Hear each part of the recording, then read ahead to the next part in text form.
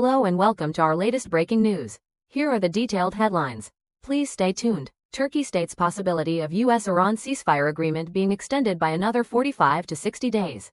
Turkish media recently reported that Turkish Foreign Minister Hakan Fidan stated that both the US and Iran remain sincere about achieving a ceasefire, despite the breakdown of talks in Islamabad, Pakistan.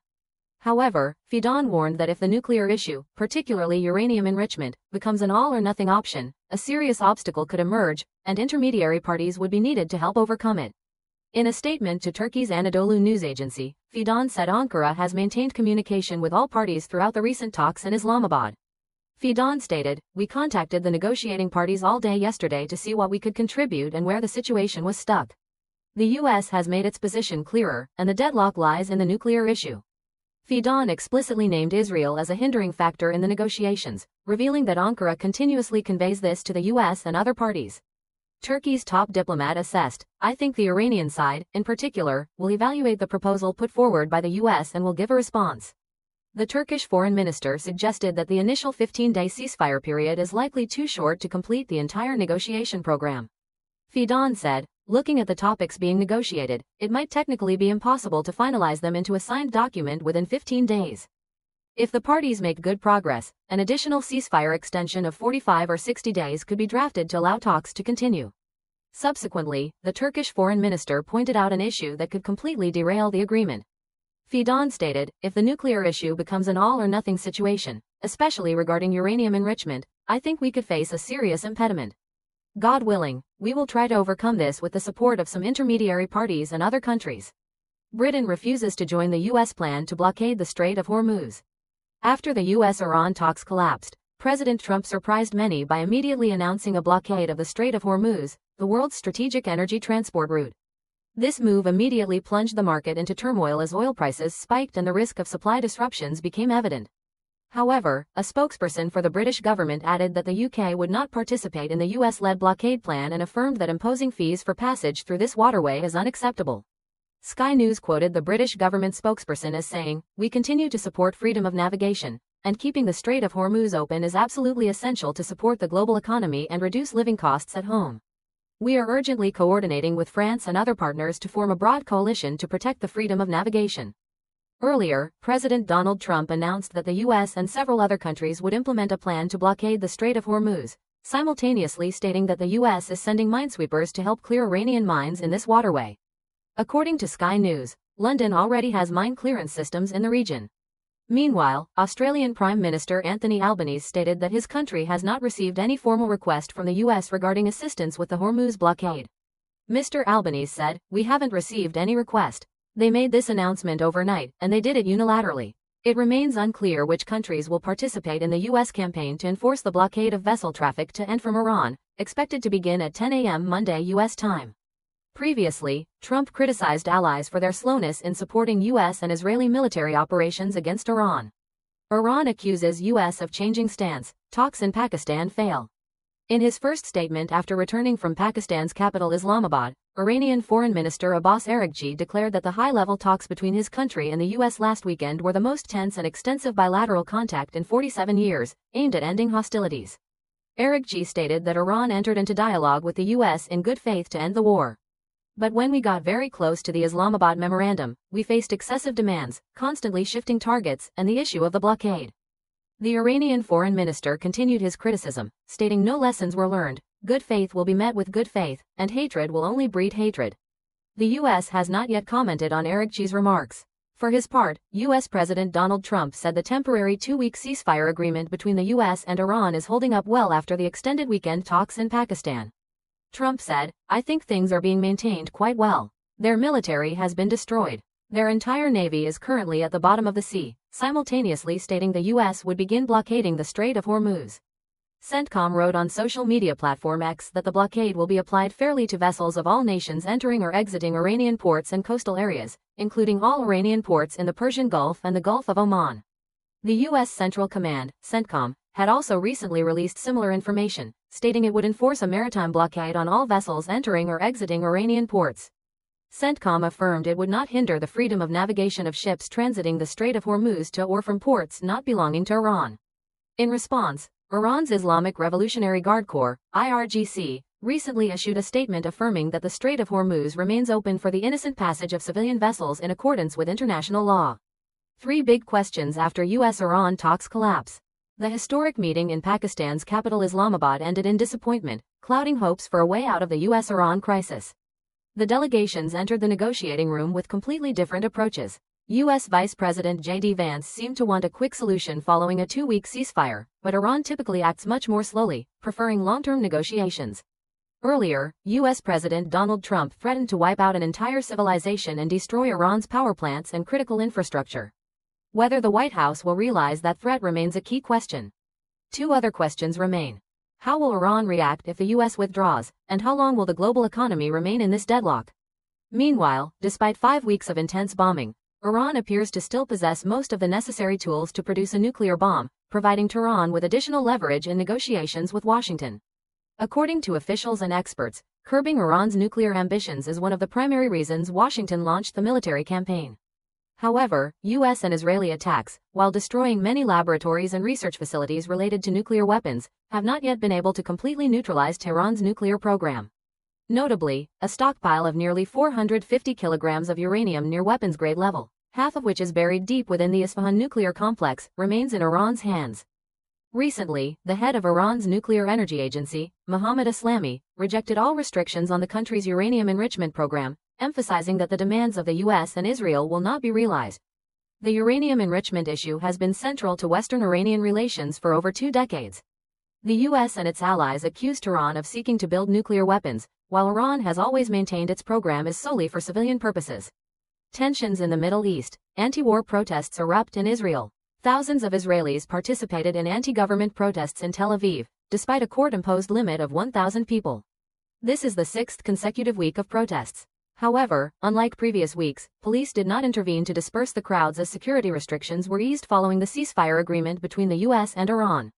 The protests, organized by leftist groups and social movements, oppose the war with Iran and criticize the government over controversial judicial reforms and policies exempting ultra-Orthodox Jewish students from military service. Organizers estimated around 10,000 people gathered at Habima Square, while local media estimated around 2,000, double the permitted cap. The gathering limit had been imposed due to weeks of concerns about rocket attacks from Iran but was partially relaxed after the ceasefire took effect. The situation on the ground was somewhat tense as some right-wing groups tried to approach the protest area but were blocked. Some individuals were briefly detained before being released. In Jerusalem and Haifa, hundreds also took to the streets, although some violators of assembly regulations were fined. Voices at the protests argued the government is prolonging the state of emergency to push through controversial policies. Meanwhile, some opposition leaders called for building an alternative political solution, emphasizing peace as a strategic choice rather than continued confrontation. These protests clearly reflect increasing political pressure in Israel as security temporarily calms but internal instability remains unresolved, especially as conflict with Hezbollah forces in the north continues. Talks collapse. Russian president immediately calls Iranian president. Meanwhile, according to the Kremlin, Russian President Vladimir Putin held a phone call with Iranian President Masoud Pezeshkian after the Iran-US talks in Pakistan failed to reach an agreement. AFP cited a Kremlin readout of the call stating that President Putin emphasized his readiness to continue promoting the search for a political and diplomatic solution to the conflict and to mediate efforts aimed at achieving a just and lasting peace in the Middle East. News of the phone call emerged after the Iranian and U.S. delegations left Pakistan's capital Islamabad without reaching any agreement. Cargo planes flock to the Middle East. A sinus storm is about to hit Iran. Tensions in the Middle East are rising again after U.S.-Iran talks in Pakistan collapsed. This development casts serious doubt on the effectiveness of the temporary ceasefire and raises the risk of a new cycle of confrontation with unpredictable intensity. Public flight tracking sources on social media platform X recently reported a new wave of U.S. Air Force cargo planes heading to the Middle East. This move suggests Washington may be continuing to deploy personnel and materiel to the Middle East following the diplomatic breakdown. A post on X read, "Some call it a ceasefire. Aircraft carrier strike groups call it a pause to reload ammunition." Meanwhile, the Wall Street Journal cited a source familiar with the matter stating that U.S. President Donald Trump is considering resuming limited attacks on Iran's infrastructure. The U.S. president also has not ruled out conducting a larger-scale bombing campaign. Trump recently told Fox News, "I don't want to do it, but that's their water. The desalination plants, the power plants, things that are very vulnerable. We've essentially leveled their country. The only thing left is their water. And if we attack that, it will have very devastating consequences." Trump also stated that Iran still has some missile factories. He said, "We know every single factory." A White House spokesperson declined to reveal specific plans, stating the president is keeping all options on the table and called reports on his next steps speculative. 2 oil tankers try to transit the Strait of Hormuz amidst Trump's blockade order. The U.S. Central Command, CENTCOM, responsible for U.S. military operations in the Middle East, announced it would begin interdicting all maritime traffic to and from Iranian ports under the Strait of Hormuz blockade declared earlier by President Donald Trump. Amidst this, 2 oil tankers began moving through the Strait of Hormuz, becoming the first vessels to test this strategic waterway since the U.S. announced the blockade. According to Bloomberg, 2 fuel tankers are attempting to transit the Strait of Hormuz to exit the Persian Gulf by hugging the Iranian coast. These are the first ships to try passing through this waterway since the Trump administration's announcement. Daily tracking data shows the tanker New Future has no clear link to Iran, and the tanker Aurora, which is under U.S. sanctions, began moving northeast early on April 13, departing from waters off the UAE towards the Strait of Hormuz. These 2 medium-range oil tankers appear to be choosing the route south of Iran's Larak Island, a corridor Tehran recently declared as the mandatory passage for ships wishing to travel eastward. U.S. President Donald Trump just announced a comprehensive blockade of the area around the Strait of Hormuz after Tehran-Washington talks collapsed over the weekend.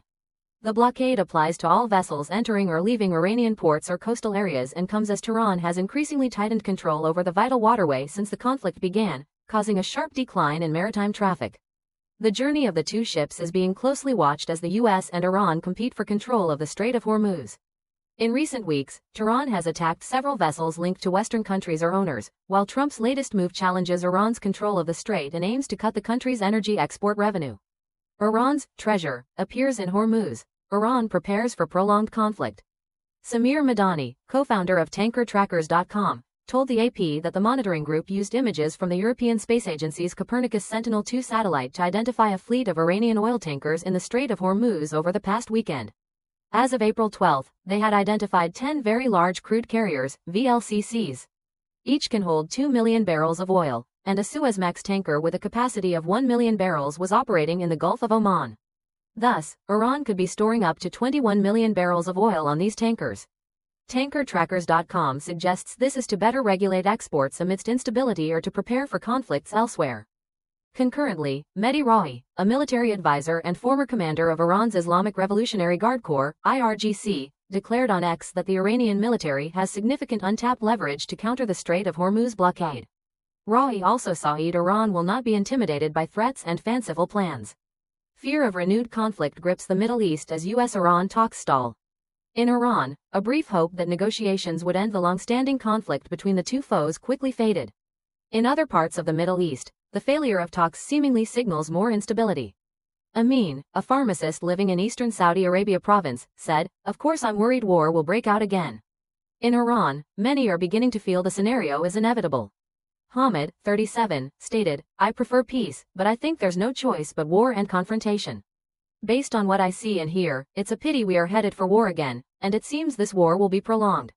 Moment Iranian Navy stops U.S. warship in Strait of Hormuz. Iran's Guard published an audio recording of communication with a U.S. warship in the Strait of Hormuz, warning it would be targeted if it did not comply.